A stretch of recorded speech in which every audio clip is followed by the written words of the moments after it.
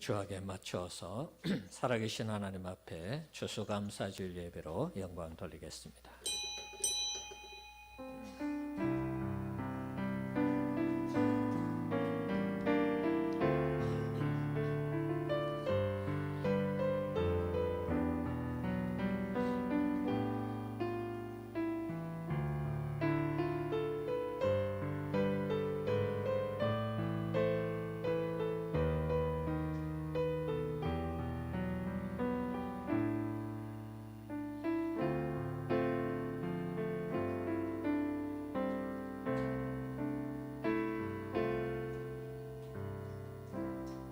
여호와는 내게 복을 주시고 너를 지키시기를 원하며 여호와는 그의 얼굴을 내게 비추사 은혜 베푸시기를 원하며 여호와는 그 얼굴을 내게로 향하여 드사 평강 주시기를 원하노라.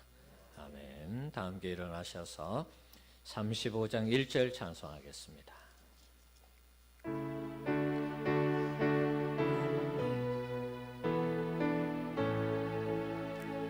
큰 영화로신 주 이곳에 오셔서 이 모인 자들로 주 백성 삼으사 그 중에 항상 계시고 그 중에 항상 계시고 큰 영광 나타내 소서.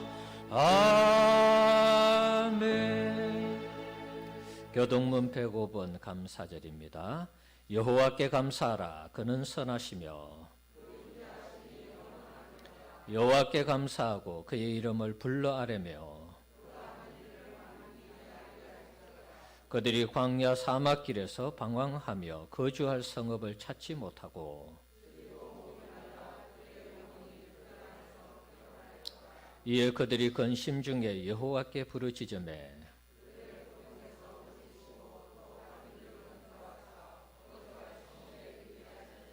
여호와의 인자하심과 인생에게 행하신 기적으로 말미암아 그를 찬송할지로다.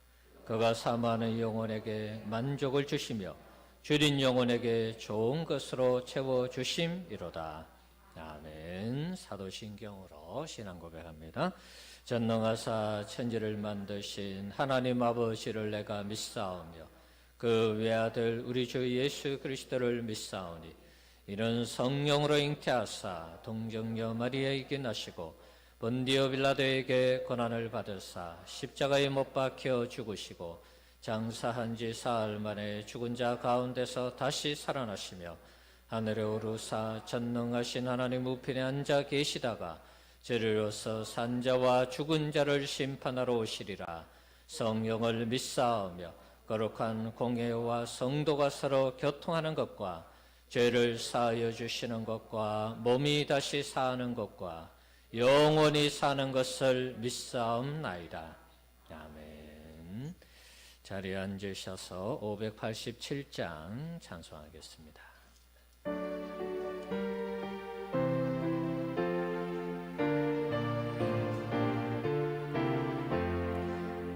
감사하는 성도여 주스 찬송 부르세 추운 겨울 오기 전 염려 없게 걷던데 하나님이 우리에게 일용 양식 주시니 주의 전에 모여서 주스 찬송 부르세 이 세상은 밭이요 주는 씨를 뿌리네 좋은 싹 날 때 가라지도 나도 다 싹과 잎이 자라서 열매 맺게 되나니 우리들을 온전한 알곡되게 하소서. 우리 주님 오셔서 복 씻고도 드리고 밭에 있는 나쁜 것 모두 소멸하실 때 가라지는 골라서 불에 먼저 구우고 알곡들은 곡간에 길이 쌓아두시리. 주여 어서 오셔서 우리 고도 주소서. 죄와 슬픔 중에서 우리 건져 주소서. 모든 성도 영원히 하늘 집에 이르러 천군 천사 어울려 주서 찬송 부르리. 아멘. 장만교 장로님 나오셔서 기도 인도하시겠습니다.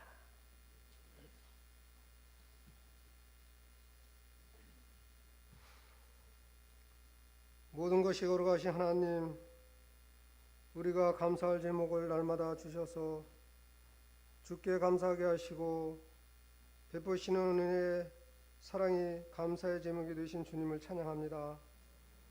우리에게 감사의 은혜를 누리며 살게 인도하시니 더욱 감사합니다.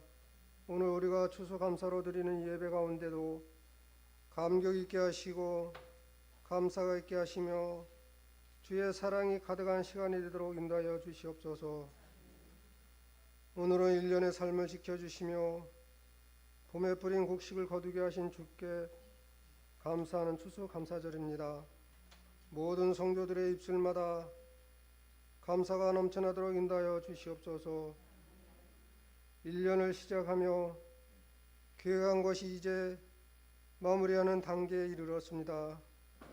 지난 1년의 삶을 돌아보며 정말 주의 은혜가 여전히 돕고 계심을 확인할 수 있습니다. 주의 은혜가 아니면 살아올 수도 없었던 나날임을 이 시간 고백합니다.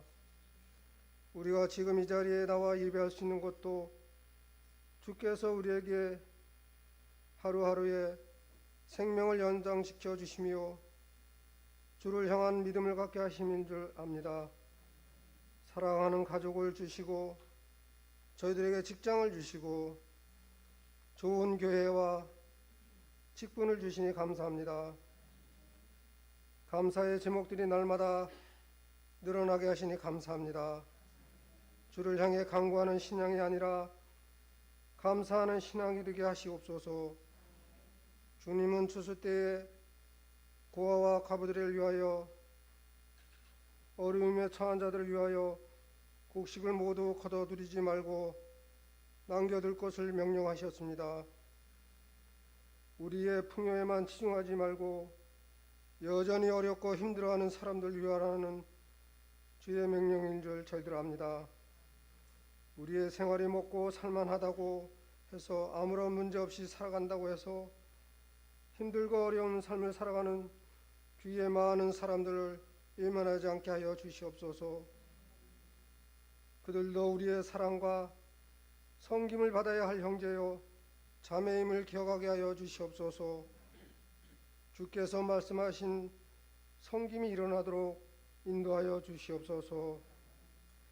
온 교회가 감사의 공동체가 되시게 하시옵소서. 은혜가 충만하신 주님, 대한민국이 코로나19로 인하여 어렵고 힘든 처지에 있습니다.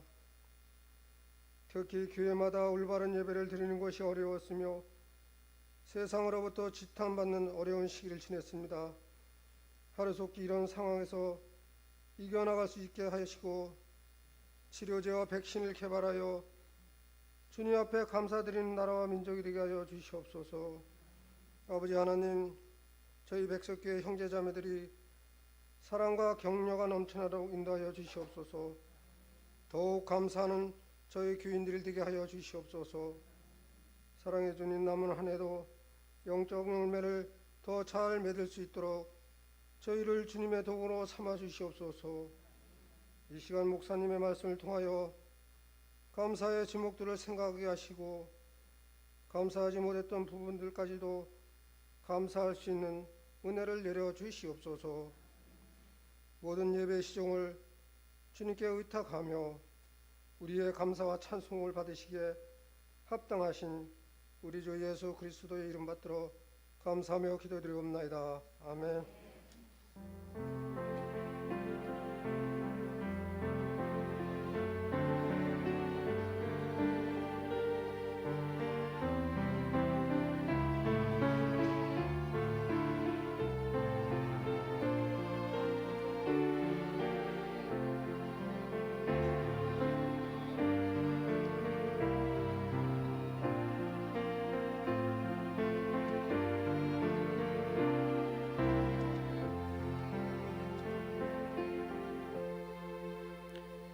이 시간 우리에게 주신 하나님의 말씀은 마태복음 14장 13절에서 21절까지 말씀입니다.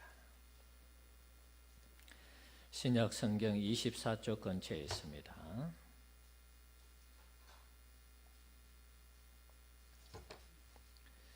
마태복음 14장 13절에서 21절까지 말씀 제가 대신 읽도록 하겠습니다. 예수께서 들으시고 배를 타고 떠나사 따로 빈들에 가시니 무리가 듣고 여러 거울로부터 걸어서 따라간지라. 예수께서 나오사 큰 무리를 보시고 불쌍히 여기사 그 중에 있는 병자를 고쳐주시니라.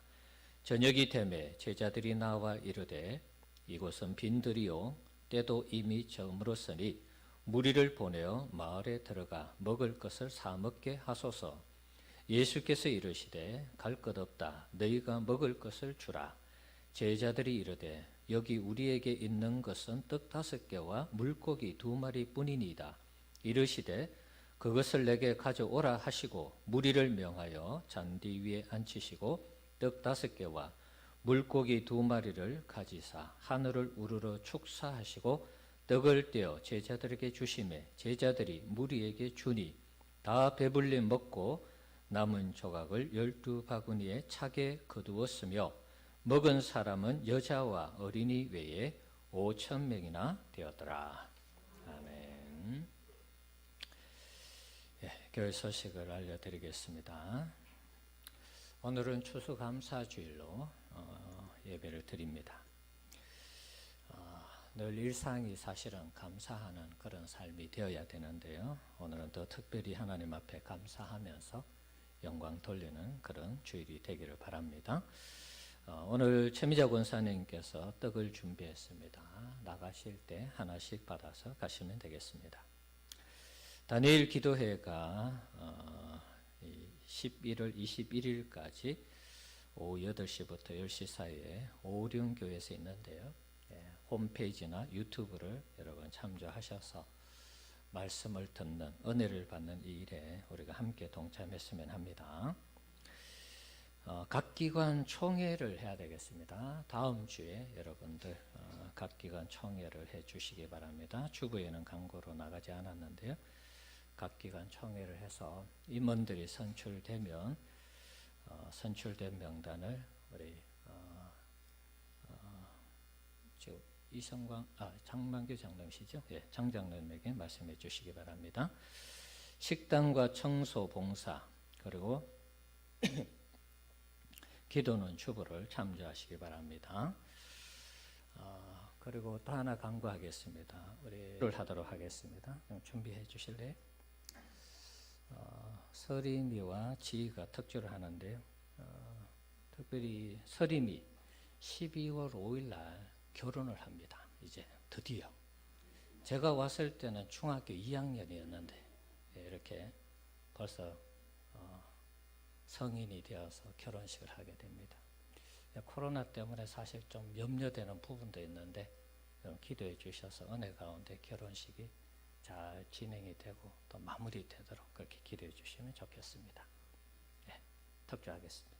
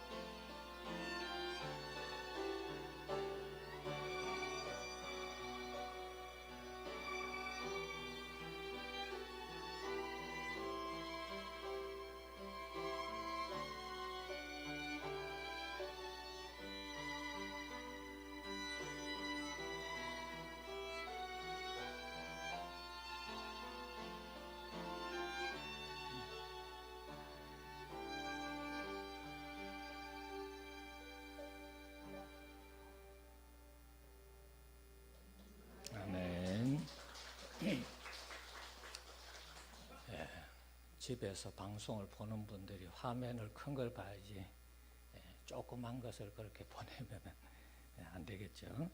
네, 감사합니다. 한번 기도할까요? 하나님 감사합니다. 우리 서림이가 어려서부터 또 이렇게 우리 교회에서 열심히 신앙생활 하다가 하나님 앞에 때가 되어서 앞으로 또 이렇게 12월 5일 날 결혼을 하게 되었습니다. 우리 하나님께서 그 모든 결혼의 일정 가운데 함께 해주셔서 어려움 없이 모든 결혼 예식이 은혜 가운데 진행될 수 있도록 도와주시옵소서. 오늘 이 시간 지희와 서림이가 본인이 전공한 악기로 찬양을 했습니다. 우리 하나님 기뻐 받으시고 저들이 가는 곳마다 하나님을 높이는 현장마다 하나님의 사랑이, 하나님의 은혜가 전달될 수 있도록 도와주옵소서. 특별히 우리 최홍구 집사님 가정 불쌍히 여겨주시고 온전한 믿음, 바른 믿음 회복되어서 하나님을 잘 섬길 수 있도록 우리 주님 지켜주시고 동행해 주시옵소서. 예수님 이름으로 기도하옵나이다. 아멘. 할렐루야. 자, 한번 따라합시다. 예수님 감사합니다. 하나님 감사합니다. 네, 우리가 추수감사주의를 보내면서 정말 우리 하나님께 또 예수님께 또 우리 성령님께 늘 감사하면서 살아가는 우리 성도님들 되시기 바랍니다. 우스운 얘기 하나 할까요? 시골 작은 교회에 전도사님이 한번 부임을 했습니다. 자, 첫 목회지에 전도사님이 부임을 하니까 감회가 남다르겠죠. 그래서 열심히 설교 준비를 해서 올라갔는데 오늘 본문을 가지고 설교를 준비해서 올라갔습니다. 너무 긴장한 탓에 예수님이 떡 5,000개와 물고기 2,000마리로 5명을 먹이고 12바구니를 남겼습니다. 놀라운 기적이죠, 여러분. 그러면서 설교를 했다는 거예요. 그 설교를 듣고 있던 장로님이 그 정도면 나도 하겠다. 예, 그렇게 대받아서 설교 중간에 남들이 들을 정도로 혼잣말을 했다는 거예요. 그래서 이 전도사님이 참 이게 처음 이 주일 설교가 완전히 죽을 써가지고 다음 주에 올라가서 자신이 실수를 해서 떡 5개와 물고기 2마리로 5,000명을 먹이고 12강지를 남겼습니다. 수정해서 설교를 했습니다. 그리고 나서 장로님에게 물었습니다. 장로님 이래도 하실 수 있겠습니까? 장로님이 얘기했습니다. 지난주에 먹다 남은 거 있잖아요. 그랬다는 것입니다. 자, 오늘 본문이 오병이어에 대한 기적의 내용이 있는 내용입니다. 자, 이런 놀라운 기적 이면에는 예수님의 철저한 사명의식 그리고 하나님을 향한 그 신뢰, 특별히 어려움 중에도 부족한 중에도 감사하는 이 감사가 깔려 있다는 것을 알 수 있습니다. 예수님의 철저한 사명의식은 앞부분에 소개되는 본문과 연관이 있습니다. 앞에 있는 1절에서 12절의 내용을 보면 세례 요한의 죽음을 다루고 있습니다. 세례 요한이 순교를 한 것입니다. 헤로디아의 딸에 의해서 주의 종이 어처구니 없이 죽는 그런 장면입니다. 물론 이제 헤롯의 죄를 지적했기 때문에 감옥에 갔고 언젠가는 죽을 것이다. 뭐 그런 부분들은 뭐 추측은 할 수 있는데 잔치가 벌어지면서 헤로디아의 딸이 춤을 잘 추니까 그래서 이 헤롯 왕이 너가 구하는 것은 내가 다 해주겠다. 그래서 이제 헤로디아가 딸에게 얘기해서 세례 요한의 머리를 소반에 담아서 주면 좋겠다. 그 간청을 해서 이렇게 죽임을 당한 것입니다. 헤롯 왕은 사실은 그 동생 이 빌립의 아내를 그 헤로디아죠. 어떻게 보면 이제 제수씨죠. 그 아내를 얻어서 다시 결혼을 한 것입니다. 그래서 이게 유대적인 관습에서는 사실 그래서는 안 되는데 그렇게 한 것입니다. 그래서 세례 요한이 그 죄를 지적한 것입니다. 어쨌든 이 헤로디아의 딸에 의해서 주의 종이 희생당하는 이런 일이 발생했습니다. 세례 요한의 죽음을 12절에 보면 누군가 예수님에게 아뢰는 그런 장면을 볼 수 있습니다. 요한의 제자 중에 한 사람이 달려가서 아뢰었겠죠. 그리고 오늘 본문 13절이 시작합니다. 예수께서 들으시고 이렇게 되어 있습니다. 세례 요한의 죽음을 들었다는 것입니다. 세례 요한의 죽음을 듣고 예수님 어떤 생각하셨을까요? 나도 조금 있으면 죽을 텐데, 나도 모든 인간의 죄를 다 뒤집어 쓰고 이 죄를 대속하기 위해서 어린 양처럼 나도 죽을 텐데, 그런 생각하지 않았을까요? 세례 요한의 죽음이 남의 죽음이 아니라 예수님도 나도 얼마 있지 않아서 죽을 텐데 하면서 어떤 동정심이라 그럴까요? 어떤 연대의식이라 그럴까요? 그런 마음이 아마 생겼을 것 같아요. 그래서 예수님이 적지 않은 충격을 받았을 것이라 그렇게 생각합니다. 저도 몇 번씩 말씀드리지만 친한 목사님이 갑자기 돌아가셨을 때, 또 최근에 친한 분이 돌아가셨을 때 저도 적지 않은 충격을 받았습니다. 예수님은 더 했을 것이라고 봅니다. 세례 요한은 자신의 앞에 와서 예수님의 길을 예비하는 그런 종이었죠. 그리고 세례를 베풀고 하나님과 성령이 역사하시는, 그리고 하나님이 기뻐하는 아들이라 그렇게 인정받는 그 모든 과정 속에 세례 요한이 함께 하셨잖아요. 함께 했잖아요. 그러니까 예수님 입장에서는 세례 요한의 죽음이 남다른 죽음이었다. 아주 굉장히 큰 충격이 가해지는 그런 죽음이었을 것이라 그렇게 생각합니다. 그 이야기를 듣고 예수님이 어떻게 했습니까? 자, 1절 계속 보시면 그 이야기를 들으시고 배를 타고 떠나사 따로 빈들에 가시니 이렇게 되어 있습니다. 그 이야기를 듣고 세례 요한의 죽음을 자신의 것으로 받아들이면서 아마 마음이 굉장히 안 좋으셨을 수 있죠. 예수님은 뭐 그러지 않아. 우리가 인간의 몸을 입고 있기 때문에 예수님도 동일하게 아파하시고 근심하시고 괴로워하시고 슬퍼하신다는 거 있다는 거 여러분 기억하셔야 됩니다. 하나님 아들이시기 때문에 아프지도 근심도 뭐 배고프시지도 않다 그런 거 아닙니다. 절대로 그렇지 않습니다. 예수님은 신인으로 이 땅에 사셨기 때문에 신적인 능력도 있었지만 인간이 경험하는 많은 고통과 아픔을 그대로 다 소유하고 있는 것입니다. 그 찹찹한 심정을 달래기 위해서 한적한 곳에 가셔서 기도하시면서 마음을 달래려고 하셨겠죠. 그런데 이런 예수님의 아픔을 무리들이 아는지 모르는지 예수님이 한적한 곳에 가서 기도하시는데, 자 보시면은 14절에 많은 무리들이 예수님을 보시고 그들에게 나오는 그런 장면을 볼 수가 있습니다. 예수님은 혼자 세례 요한의 죽음을 애도하고 자신의 죽음을 묵상할 시간조차도 없이 수많은 군중들에게 둘러싸여서 사역을 하지 않으면 안 되는 그런 상황에 맞닥뜨려져 있는 것입니다. 14절에 보면 수많은 무리를 보시고 어떻게 했습니까? 그들을 불쌍히 여기시며 병자를 고치시는 그런 장면을 볼 수가 있습니다. 저도 목회를 하지만 인간적으로 예수님과 같은 상황에 빠진다면 아마 저는 이렇게 사역을 하지 못할 것 같아요.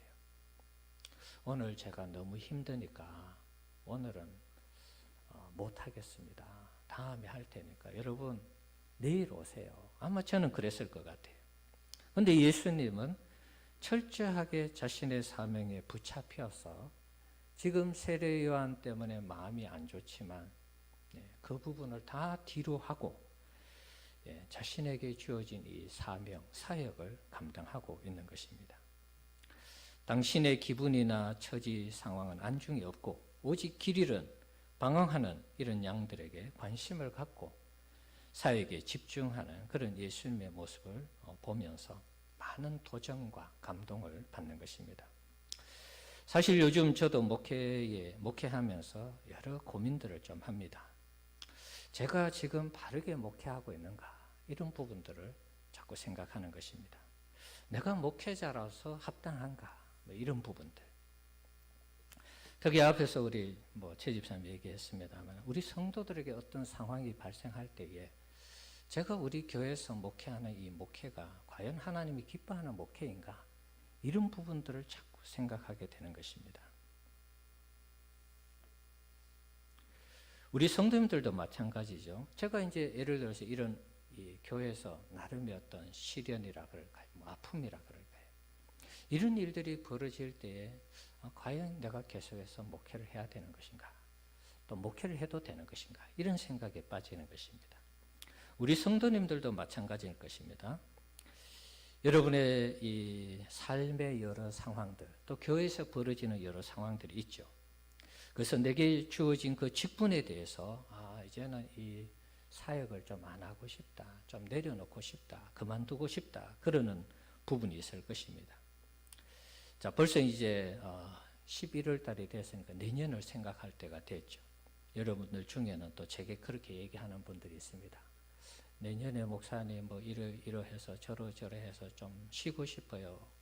내려놓고 싶어요. 안 하고 싶어요. 그러는 분들이 있습니다.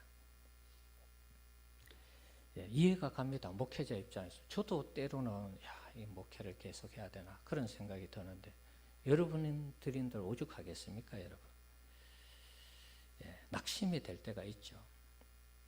낙심이 될 때 우리가 어떻게 해야 되는가? 예, 제가 설교할 때마다 낙심하지 말아야 된다. 절대로 좌절하지 말아야 된다. 절망하지 말아야 된다. 그런 설교 많이 했죠. 인간인지라 저도 가끔은 거기에 영향을 받아요. 하지만 제가 했던 설교들을 돌아보면서 저 역시도 거기에 영향을 받고 지배를 받는 것이죠. 이러면 안 되겠구나. 정신 차려야지. 그러는 것입니다. 우리 성도님들도 마찬가지입니다. 우리 성도님들에게도 여러 가지 많은 상황들이 발생할 수 있습니다. 그때도 마찬가지로 우리가 쉽게 절망하고 좌절하지 말고 다시 일어나려고 해야 되는 것입니다. 교회를 다니면서 우리 성도님들도 이런저런 상처를 받죠. 목회자도 또 상처를 받습니다. 목회자라고 신이 아니고요. 여러분에게 상황이 발생하면 그게 저에게 그대로 다 전달이 되고 저 역시도 마찬가지겠죠. 여러분에게 제가 어떤 액션을 하고 어떤 말을 하고 행동을 할 때 여러분들에게도 아마 적지 않은 영향을 미칠 것입니다. 목회를 하면서 서로에게 사실은 상처를 주지 않아야 되겠죠. 목회자는 성도에게, 성도는 목회자에게, 성도는 성도에게 그렇게 상처를 줘서는 안 될 것입니다. 일부러 상처를 만드는 경우는 거의 없을 것입니다. 그런데 의도치 않게 그런 상처가 생겨요. 이 많은 사람들이 함께 신앙생활을 하다 보니까 예를 들면 100명이면 100명의 생각이 다 다르잖아요. 그러니까 어떤 사람은 그걸 좋아하는데 어떤 사람은 안 좋아할 수 있어요. 제가 이렇게 얘기하면 그 좋아하는 사람이 있는가 하면 또 제가 저렇게 설교하면 또 안 좋아하는 분들이 있을 수 있습니다. 그러니까 이게 항상 주의 교회가 은혜 가운데 든든히 서가면 참 좋겠는데 그러지 못할 때도 있어요. 이거는 설교의 한 예고요. 그 다음에 이제 사람들과 인간관계 속에서도 그럴 수도 있습니다. 그래서 상처를 안 주면 제일 좋은데 함께 신앙생활하면서 상처를 주고받는 일들이 있습니다. 자, 그럴 때 지난번에 얘기했습니다. 우리는 가족이잖아요. 가족 맞습니까? 가족 맞습니까? 예, 우리가 그리스도 안에서 한 권속, 가족, 형제, 자매라고 그러잖아요. 예, 집에서 여러분 형제, 자매들이 있는 것처럼 예수 안에서 다 한 가족인 것입니다. 그래서 상처를 주고받을 수 있어요. 가족들끼리도 상처를 주고받는데 남들이 모여서 이렇게 그리스도의 몸을 형성하는 우리가 왜 상처를 안 주겠습니까? 상처를 줍니다. 또 받습니다. 인정해야 됩니다. 자, 그럴 때 우리가 쉽게 교회를 떠나고 어떤 사람하고 아예 안 만나고 관계를 끊어버리고 그래서는 안 되는 것입니다. 가정에서도 그렇잖아요. 엄마 아빠가 예를 들어서 부부가 싸운다고 관계를 끊습니까? 애들하고 부모님이 다툰다고 해서 싸운다고 해서 뭔가 오해가 생겨서 막 언성을 높이고 문을 걸어 잠그고 그런다고 해서 관계를 끊지는 않잖아요. 예. 그 나름의 아픔은 있지만 다 나름대로 가족을 구성하면서 살아가고 있습니다. 교회도 마찬가지인 것입니다. 의도치 않게 어떤 상처가 생길 때 여러분 그것을 잘 받아들이시고 인내하셔야 돼요. 그리고 또 그러려니 하셔야 돼요. 가족 안에서 이루어지는 일처럼 우리가 다 약한 존재들이니까 그럴 수도 있다. 이렇게 여러분 받아들이셔야 돼요. 아멘? 나는 왜 저 사람하고 안 맞지? 왜 저 사람하고는 자꾸 이게 관계가 안 좋아지지? 뭐 가족끼리도 그럴 수도 있잖아요. 뭐 한 3-4명의 형제 자매들이 있으면 잘 맞는 가족도 있고 안 맞는 또 가족도 있잖아요. 그러니까 그러려니 하셔야 돼요. 제가 여러분에게 상처를 주면 목사님이 그런 의도는 아닌데 뭐 그럴 수 있겠구나. 그러려니 하시고 여러분들도 그렇게 하면 저도 그럴 수 있겠구나. 그러려니 하면 되는 것이고 여러분들끼리도 그냥 그럴 수 있겠구나. 그러려니 하시고 받아들이면 되는 것입니다. 정 이게 마음이 안 풀리면 이제 직접 찾아가야 돼요. 찾아가서 뭐 머리 붙잡고 뭐 싸우란 그 이야기는 아니고 내 마음에 있는 걸 시원하게 털어놔야 돼요. 이러이러해서 저러저러해서 마음이 많이 상했다, 안 좋았다, 기분이 안 좋았다. 이렇게 얘기하면 거기서 어떤 반응이 나올 거 아닙니까, 여러분? 나는 그런 의도 아니었는데 뭐 그럴 거 아니에요.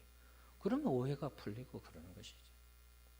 안 믿는 사람들은 술 먹으면서 그런 얘기하면서 풀잖아요. 우리는 술 먹고 그러지는 못하니까. 그러니까 찾아가서 싸우려고는 찾아가지 말고 풀려고 찾아가시라고. 풀려고 얘기하고 또 얘기하다 보면 풀려요. 사실은 대부분은 얘기를 안 하니까 이게 오해가 더 깊어지는 것입니다. 그래서 뭔가 오해가 있으면 풀면 되는 것이고 그래도 안 풀리면 또 그러려니 하셔야 돼요. 다 이해가 안 됐구나. 다 이해를 못 하는구나. 이렇게 생각하시고 넘어가야 돼요. 그거 가지고 1년 12달 계속 찾아가고 만나면 서로 질려버려요. 그러면 안 되는 것입니다. 그래서 그러려니 하시고 안 되는 것은 그냥 하나님께 맡기고 기도하면서 넘어가면 되는 것입니다.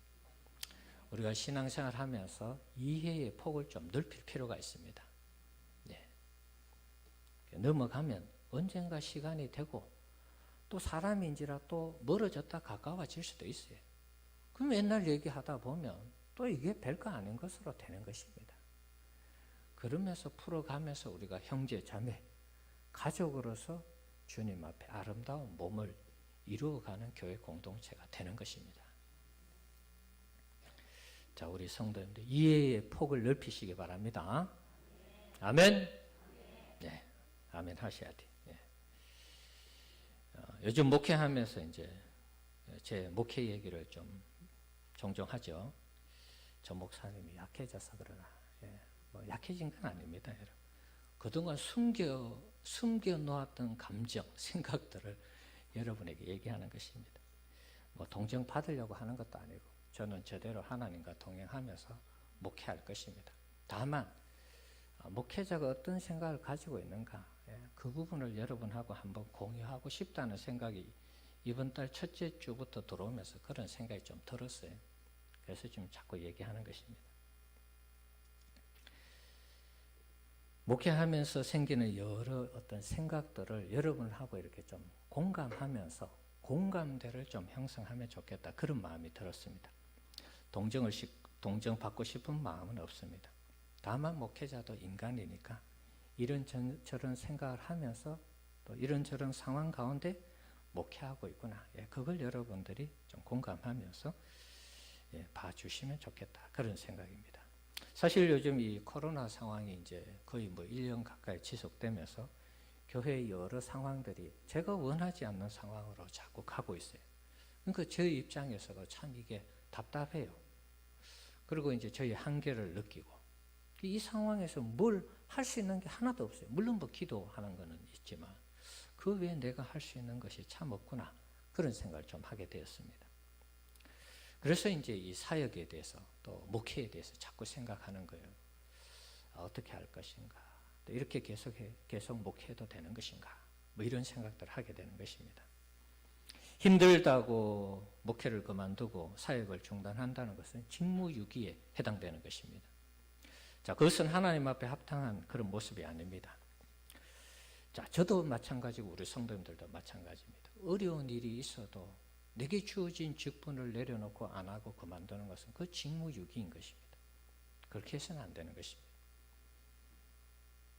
오늘 예수님의 이 모습을 보십시오. 세례 요한이 죽었다는 얘기를 듣고 예수님이 혼자 그 마음을 달래고 자신의 죽음을 준비하면서 그런 시간을 혼자 조용히 기도하면서 갖고 있는데 많은 사람들이 또 정신없이 막 달려와서 고쳐달라 그러고 말씀해달라고 그러는 이런 상황에서 예수님이 어떻게 했습니까?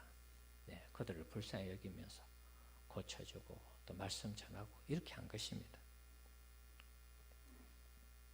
예수님의 이런 모습이 우리에게 도전이 되어야 하는 것입니다.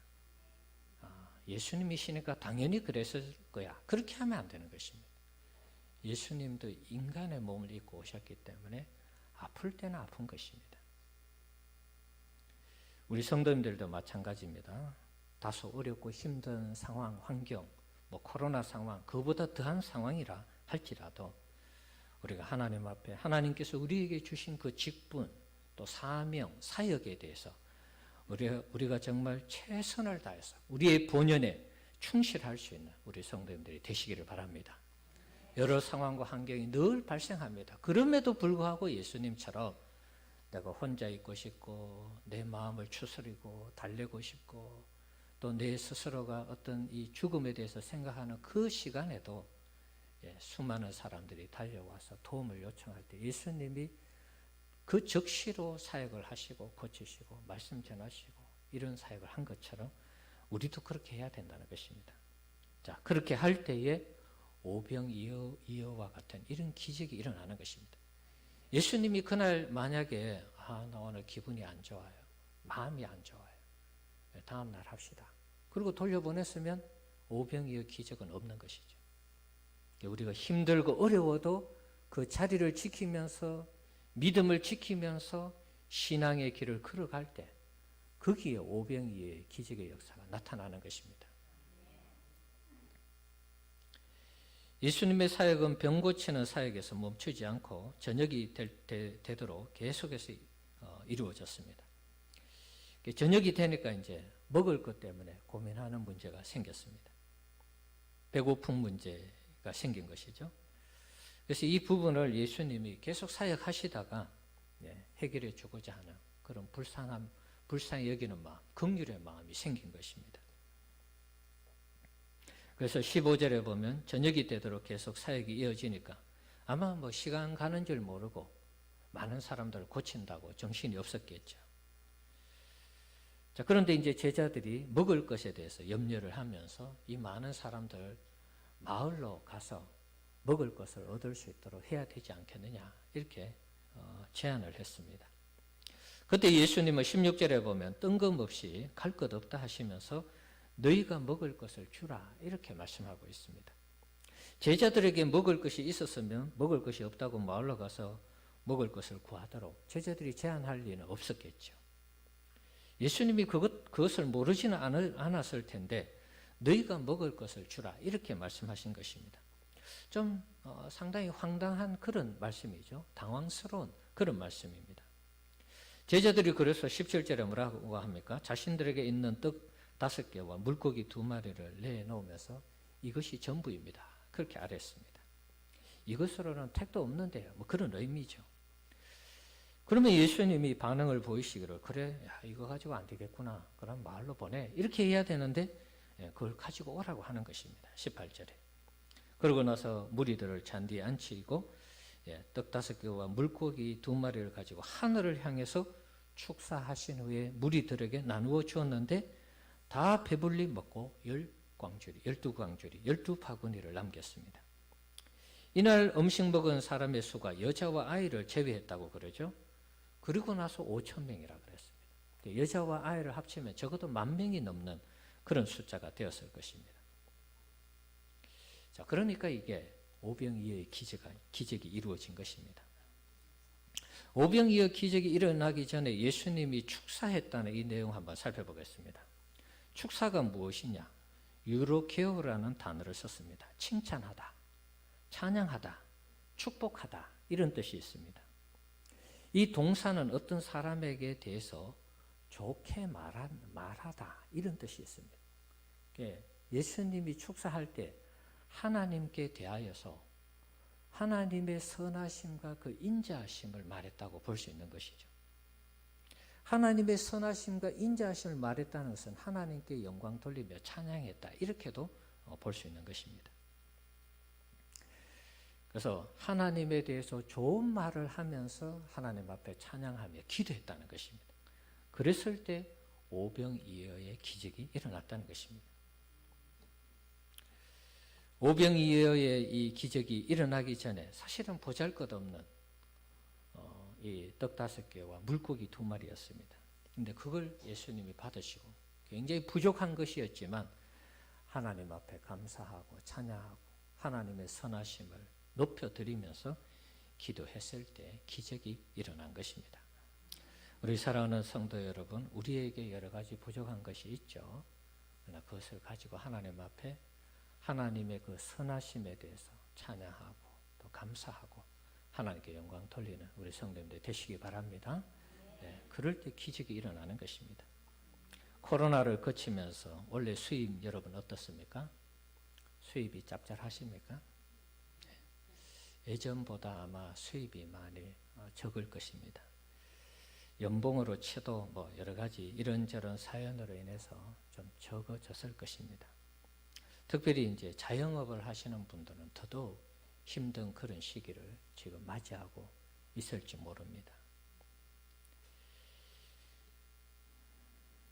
여러분이 받은 그 수입 어떻게 보면 이거 가지고 내가 정말 어떻게 먹고 살지 그런 생각이 드는 분들도 있을지 모르겠습니다. 그야말로 이 추수감사주일이 말이죠.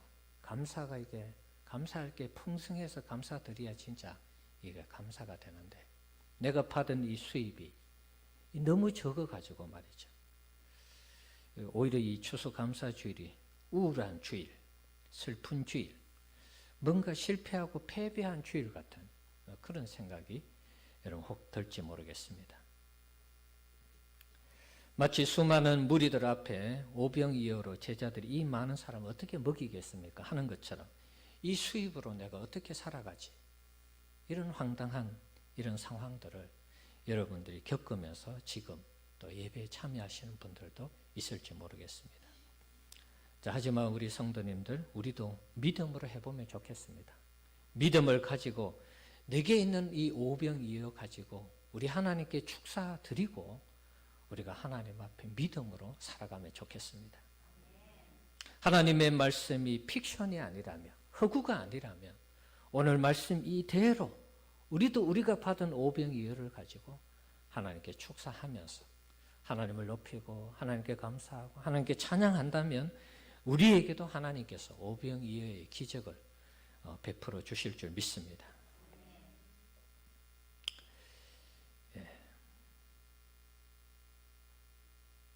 우리 교회적으로도 사실은 2020년 참 이게 저도 기대가 컸었는데 그래서 작년 11월부터 제가 여기 앞에 나가서 차전도도 하고 그랬잖아요. 한 석 달 하다가 지금 뭐 그만두었습니다만은 이 코로나 때문에 말이죠.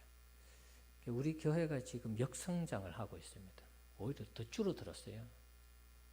그래서 이게 사실은 우리 교회적으로 보면 이게 감사할 조건은 아니에요, 사실. 뭐 한 명이 늘어나더라도 더 늘어나야 되는데 교회가 더 줄어들었어요. 그래서 저도 저의 마음도 이게 처음에 시작할 때 이 계획하고 너무 다르니까 저의 마음도 사실은 조금 안 좋은 부분이 있습니다.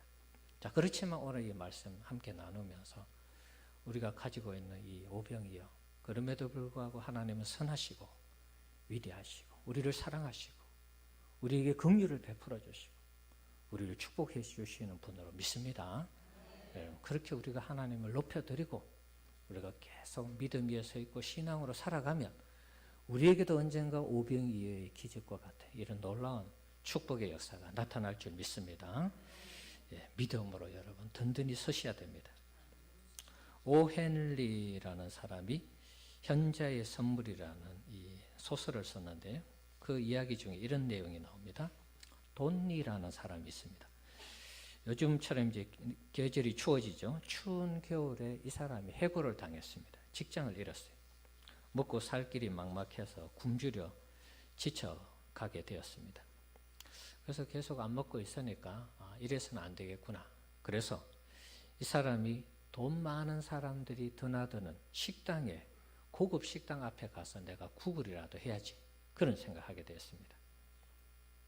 그래서 그 앞에서 구걸을 하는데 아주 아름다운 멋있는 예쁜 부부가, 이 돈 많은 삐까번쩍한 그런 부부가 이렇게 식당 안으로 들어가려고 해요. 그래서 제가 먹을 것을 제대로 못 먹었는데 좀 도와주시면 안 되겠습니까? 이렇게 요청을 했습니다. 그때 이 남성은 도울 수 없다고, 못 도와준다. 그래 이런 지하에 거절했습니다. 자, 그때 이제 옆에 있던 그 여성이 이 남자에게 투명스럽게 얘기를 하면서 추위에 떠는 사람들에게 우리가 이렇게 하면 안 된다. 우리만 맛있는 거 먹고 저런 연약한 사람들을 우리가 그렇게 무시하면 안 된다. 그러면서 이 사람이 1달러를 꺼내서 이 사람에게 주었습니다. 자, 지금은 뭐 1달러면 우리가 뭐 1,100원, 1,200원 하는데 이게 1862년에서 1910년까지 오헬리가 살았으니까 당시에 1달러는 한 뭐 지금 한 10,000원 정도 했겠죠. 뭐 그렇게 보면 될 것 같아요. 그래서 1달러를 주었습니다. 이 사람이 너무 감사하게 그걸 받았습니다. 부인 감사합니다. 부인은 나에게 새 희망을 주셨습니다. 결코 잊지 않겠습니다. 자, 그랬을 때 이 부인이 이런 말을 합니다. 당신은 예수님의 떡을 먹는 것입니다. 이 떡을 다른 사람에게도 나누어 주기 위해 노력하십시오. 예수님이 뭐 오병이어 기적처럼 먹을 거 나눈 걸 준 것처럼 나도 당신에게 줬는데 당신 열심히 일해서 또 당신 같은 사람이 있으면 도와주라. 뭐 그런 의미로 얘기한 것 같아요.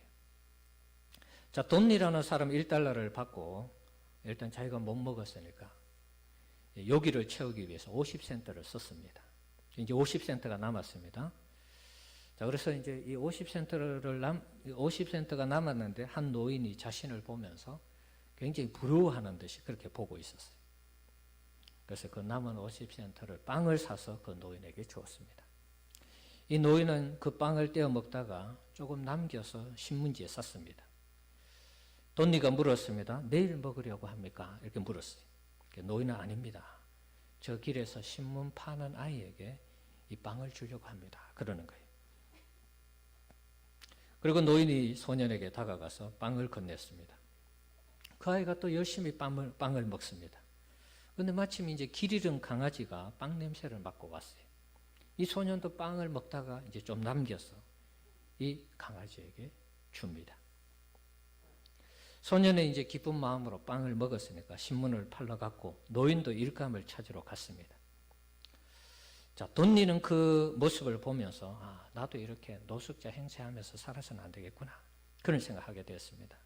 자, 그러는 순간에 이 길 잃은 강아지의 목에 뭔가 이렇게 달려 있는 것을 발견하게 됩니다. 그래서 보니까 개 이름하고 주소하고 이렇게 있는 거예요. 그래서 그 주소를 찾아가서 개를 돌려주게 됩니다. 이 주인이 너무 고마워서 이 사람에게 10달러를 주었습니다. 그러면서 당신같이 양심적인 사람을 내 사무실에 고용하고 싶어요. 내일 나를 찾아오세요. 10달러도 받고 고용도 되는 이런 기적이 일어났습니다. 자, 이 내용 속에 작은 것이라도 나누고 감사할 때 우리의 삶에 오병이어와 같은 이런 기적이 일어나는 것을 오헬리는 말하고 있습니다. 우리 사랑하는 성도 여러분, 오병이어의 기적은 두 가지 이유에서 오늘 본문 속에서 나타났다고 그랬습니다. 하나는 사역을 할 마음 상태가 아닌, 심적인 상태가 아닌 그것을 극복하고 예수님이 무리를 불쌍히 여기시면서 고치는 그 사역을 계속해서 이어나가다가 저녁이 되면서 오병이어의 기적이 일어났죠. 마찬가지입니다.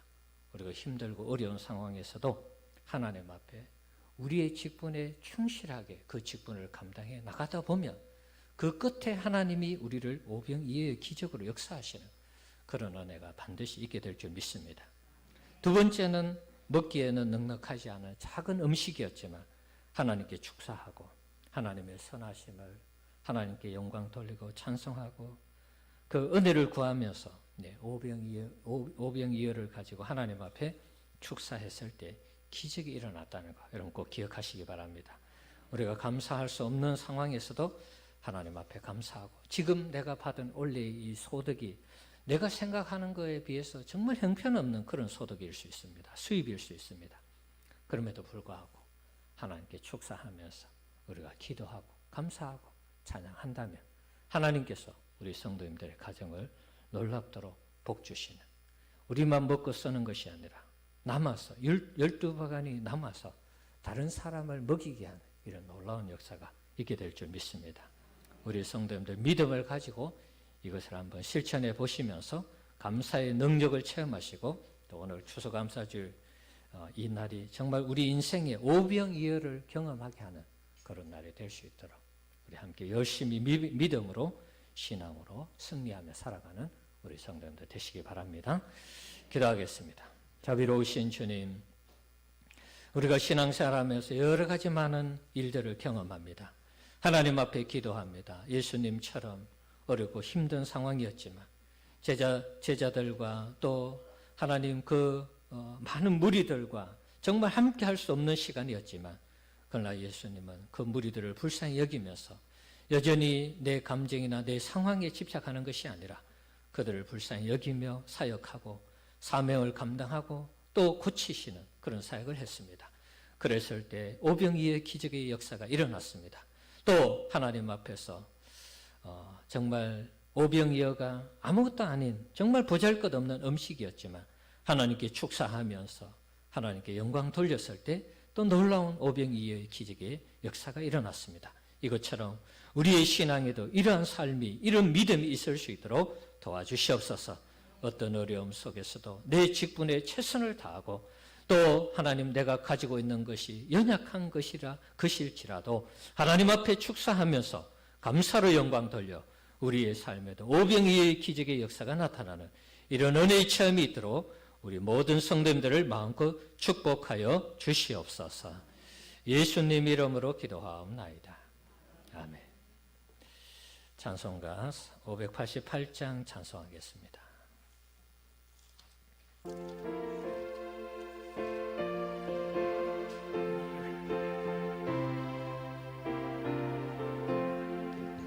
공중 나는 새를 보라 농사하지 않으며 곡식 모아 곡간 안에 들인 것이 없어도 세상 주관하는 주님 새를 먹여주시니 너희 먹을 것을 위해 근심할 것 무엇냐 덜의 백합화를 보라 일삼 수고 안 해도 솔로몬의 입은 옷도 입고만 못하였네 아궁 속에 던질 풀도 깊이 쉬거든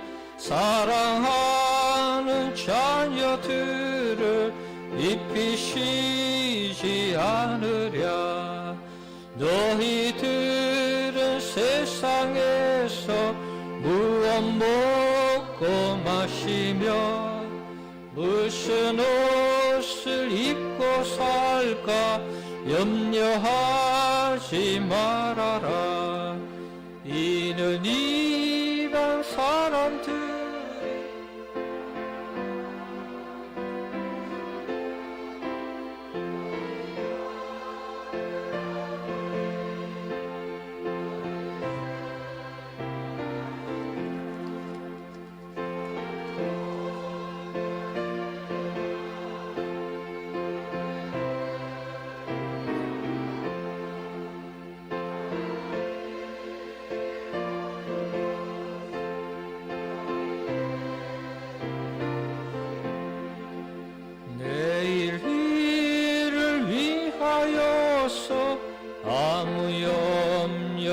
할지니 내일 염려하지 말라 오늘 고생 족하다.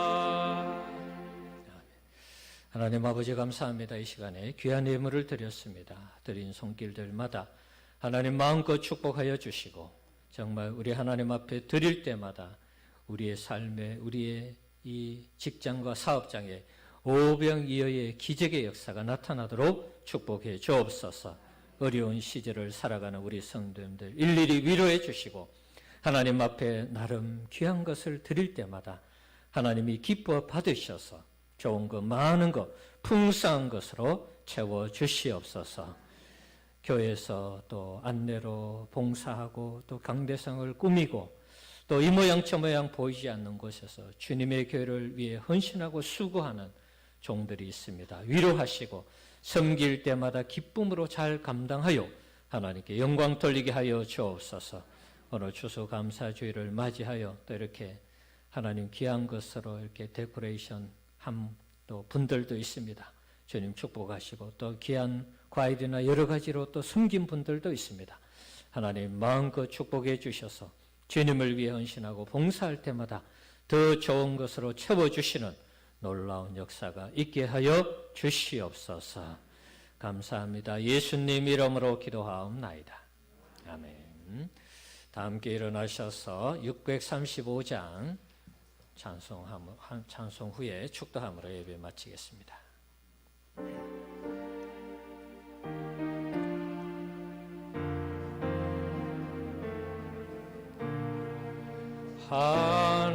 하늘에 계신 아버지 이름 거룩하사 주님 나라 임하시고 뜻이 이루어지이다.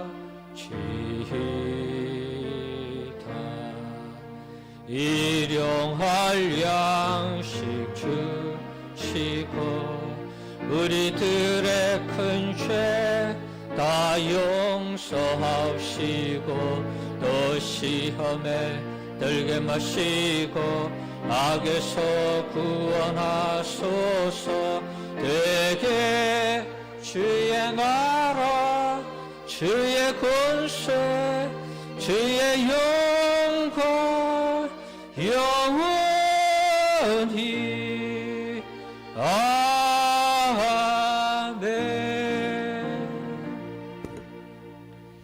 지금은 우리 주 예수 그리스도의 은혜와 하나님의 놀라운 사랑과 성령님의 위로교통 충만케 하심의 역사가 예수님처럼 힘들어도 사에게 최선을 다하고 작은 것이지만 축사하며 감사하여서 하나님 앞에 오병이어의 기적을 체험하기를 원하는 우리 모든 성도님들 머리 위에, 가정과 직장과 사업장 위에, 우리 교회 위에 지금부터 영원토록 함께 있을지어다.